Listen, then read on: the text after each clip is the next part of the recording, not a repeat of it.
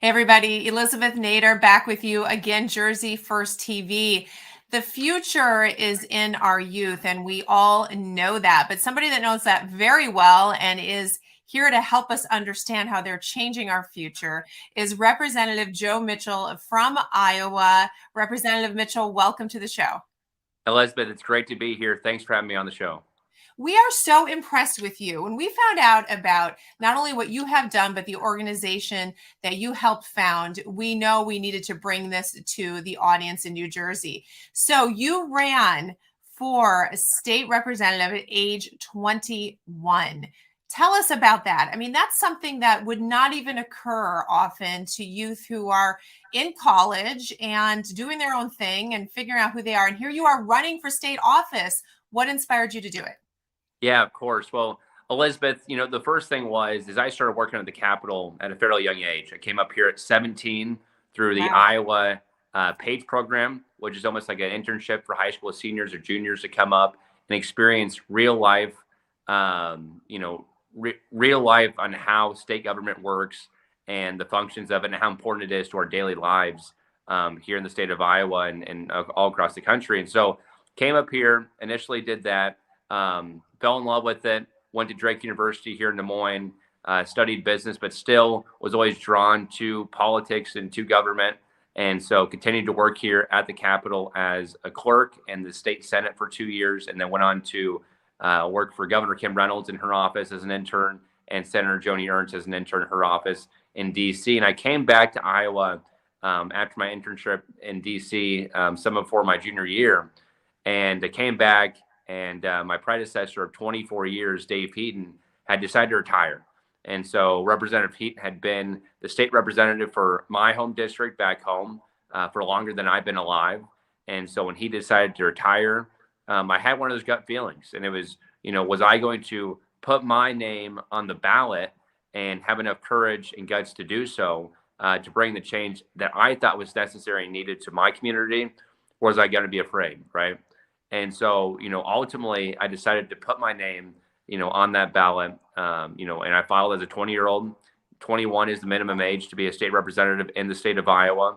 Knew I was going to be 21 by the time election day came around, but had a lot of doubts. The first conversation I had, was with Representative Heaton, who's now a good friend and mentor of mine. But Representative Heaton told me at the time, he said, "Joe, you're too young. You need more experience, and you need to get, a wife and kids and a family, and you can do this in 10 or 15 years, right? You got your whole life ahead of you." Yeah. And so, ultimately against, his advice, I decided to still, file and run for office. But I had several other people that were former and current representatives that said, "Joe, what do you have to lose? You know what I mean? If you lose a primary, you lose, and no one's going to hold that against you." So ultimately decided to file, had a 4-way primary, was running against people 2 or 3 times my age, Wow. folks that had a lot more resources and backing from the party than I did. But I went out there and I knocked thousands of doors. I knocked on thousands of doors, talked to constituents across my district, made hundreds of phone calls to constituents across my district, asked them for their vote and listened to them. And ultimately won by 100 votes in that primary, 3 percentage points, and went on to become the Republican nominee. And ultimately, what I learned from that experience was that young people have a unique, not only a unique perspective, but a unique take on things, because we have the time and energy to spend to devote our whole entire, life and time at that point to knocking on doors, to putting in the hard work and listening to people and really getting to know the issues and the constituents that you represent. And so went on to the general, won the general by 20 points. It's a fairly conservative district in Southeast Iowa. Got elected in November of 2018, graduated college in December of 2018, and got sworn into the Iowa House as the youngest member ever in January of 2019. Wow, what a story. My goodness, what an inspiring story. So you represent Gen Z, as we call it, that generation. Correct. Now, some of us don't really know the definition of that. How do you define, what is that age group for Gen Z? Well, it depends who you ask, right? But the definitions, the formal definitions I found online is 1995 to 2012. You can find 1997 to 2012. But essentially what we do with our organization, which we'll talk about in a minute, but we work with folks under 30 to get them elected to state and local office, get conservatives elected. And so, we're using it as a broader definition, but really just talking about the next generation of young leaders that are ultimately going to have to take the reins and, bring positive change to our communities across the country.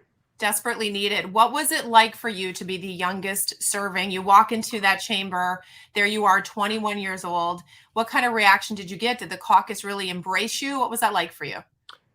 Yeah, well, several folks mistake me as an intern and as a clerk still when I first came back up. But eventually, folks, realized obviously I was up there and I was a representative, and that I was up there to do a job for my constituents. And the way I explain it is that our speaker, our majority leader, are both folks that are under 40. They got elected at their mid 30s to these positions. Yeah. And I realized that a lot of folks that are over 65, 70 think anybody under 40 is a young person, right? And so, we have a history here in the Iowa legislature of allowing young people to be able to serve and, powers or positions of influence. And, it's really about, earning that respect, right? I mean, if you know the issues, if you know the policy, then people are going to respect you. And regardless of your age, if you know what you're doing and you know what you're talking about, people are going to, you're going to respect you and follow you.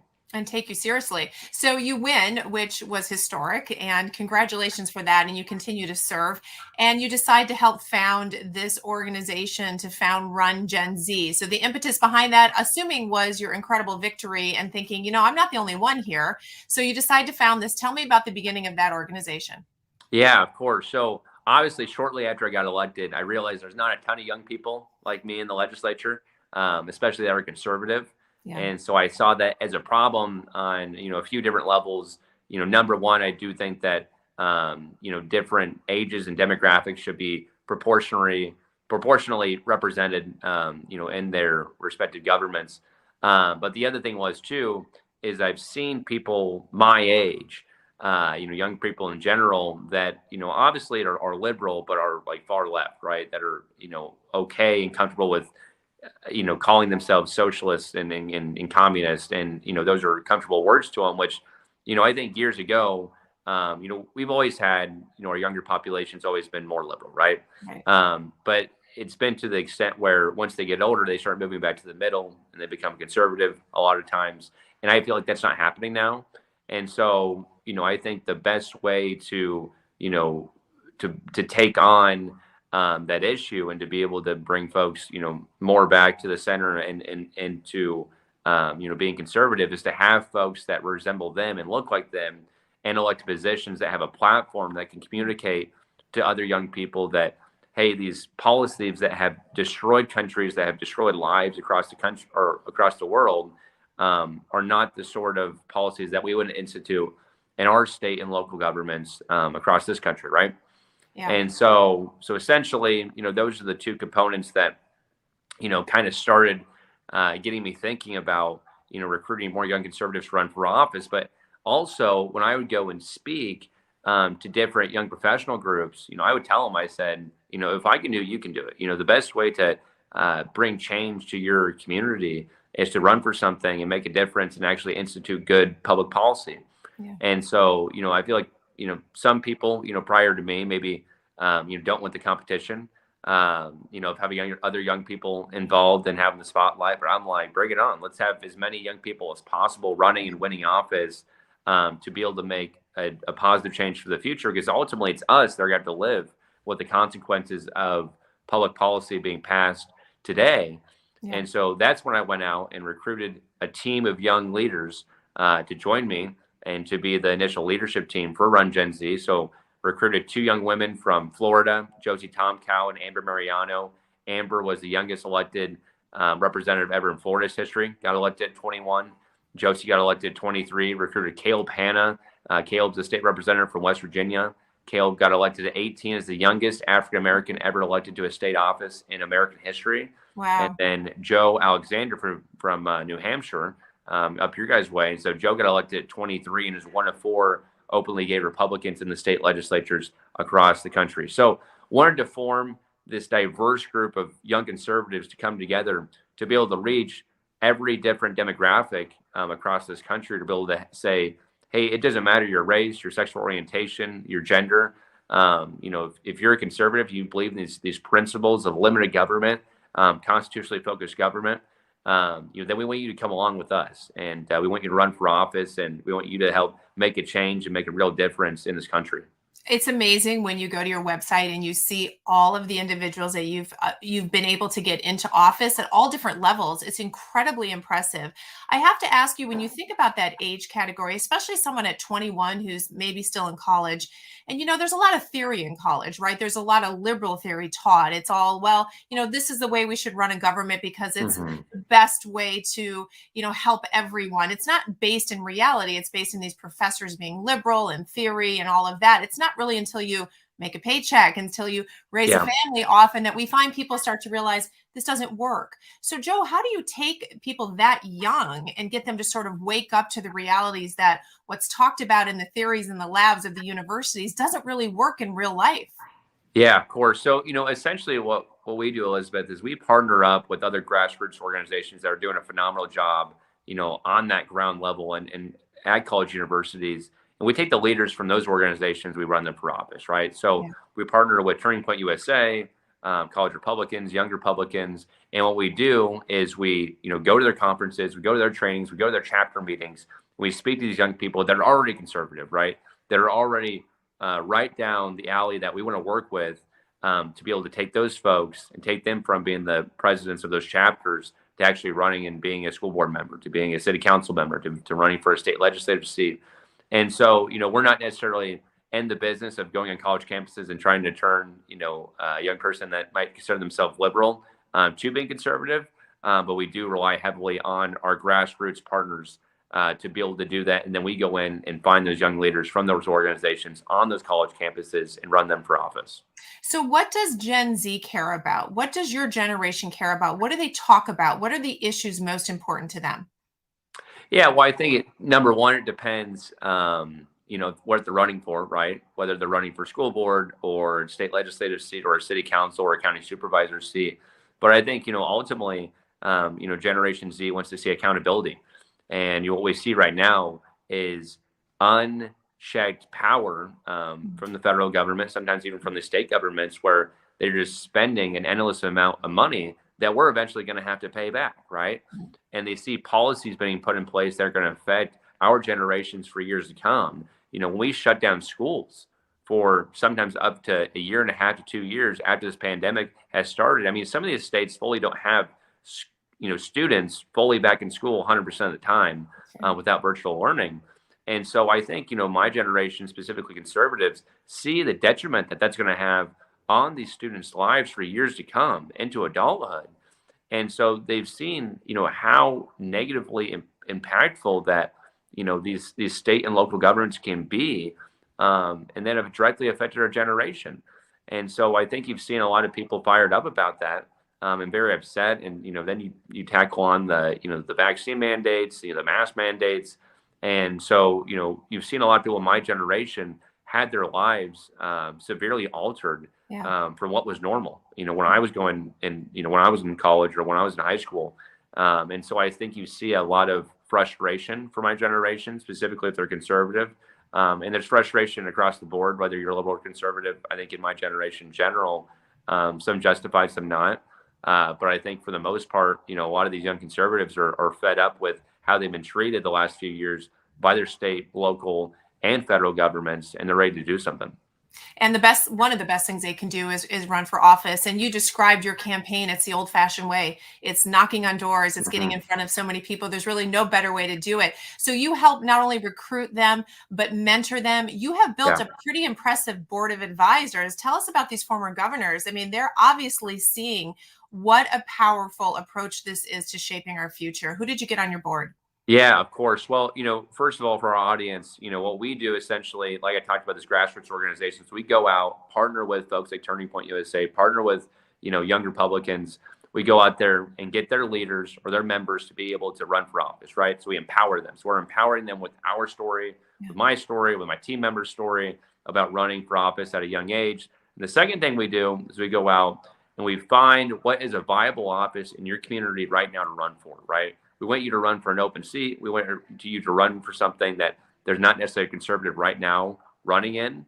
And then the last part of that is pairing you up with a mentor, somebody like myself or one of my team members to help you, throughout that race. But, last year when I was starting this organization, we're trying to build this from the ground up. I contacted my former governor and a good friend of mine, Governor Terry Branstad. So Governor Branstad, also former ambassador to China under the Trump administration. But Governor Branstad, little do people know that he is the longest serving governor in American history. Yeah, I mean, amazing. that is huge. I mean, so the guy that was the longest serving governor before him was the first governor of New York, right? Like this guy was like, this is back in the 1800s. So very, very impressive resume. Has never lost an election in his life. But the unique thing about Governor Branstad, or one of the unique things about him, is he got elected 25 to the state legislature. And so, contacted Governor Branstad, told him about this idea. He absolutely loved it because he said, this is exactly what I needed when I first ran, right? And so he was a law student when he first ran. Again, he was 25 years old when he won his first election, to the Iowa State House. And so, he, I think, saw himself in me, right? And saw himself in the rest of my team members who got elected at a young age. And what he said is, we got to call more governors and get them on this advisory board to get legitimacy behind this organization. So he called up Governor Chris Christie, Governor Rick Perry, Governor Bill Owens, Governor Mary Fallon, Governor John Sununu Sr. And so, a lot of these guys that have been around the block, but also got elected at a very young age. Governor Christie got elected to his first county board at age 30. Right. Governor Rick Perry got elected to the state legislature at, age 32. Governor Fallon was, I believe, the youngest woman ever elected to the state house, then went on to be the first woman, statewide elected female in the state of Oklahoma, and then the first woman governor in the state of Oklahoma, right? So a lot of folks that had started out as a young age and have done incredible things throughout their lives and have shaped American history, essentially. And so that's who we have on our board of advisors that are helping promote this organization, the success that we've been able to have over the last year. Yeah, they obviously caught the spirit of it because they themselves actually did this. And it's so critically important. We need to get you guys out to New Jersey. We're going to work on that with your organization to come out 100%. here. And, we would love to do that. And we worked with a young man from New Jersey, Vinny, this last election cycle. And so I know him. You guys have some incredible people out there when we're hoping to be a force to be reckoned with in 2023 in New Jersey. It's true. And we've made some incredible changes this past November. So we're right there with you. We want everyone to look at New Jersey. So we're going to get you out here. I thank you for giving us your time. I know you're so busy. Congratulations on doing this, on putting together this organization, on having the foresight to encourage people to run. Your success alone with yourself is incredible, but what you've done with others is truly impressive and so encouraging for the rest of us. So, Joe, I wish you continued success. We are going to have you out in New Jersey. Run GenZ. Anyone listening, guys, go check them out. Go to their website, rungenz.com, right? Yep, rungenz.com. And we're on social media as well at run.genz for Instagram and then at Run GenZ for Twitter and Facebook. So please go check us out, message us. If you want to be on our email list, would love to have you guys on there as well. But Elizabeth, really appreciate you having me on today, and we're looking forward to coming out to New Jersey in the near future. Sounds great. We will talk to you soon. You have a great week. And to my audience, guys, if you're thinking about running, this is the time. Check them out. We'll see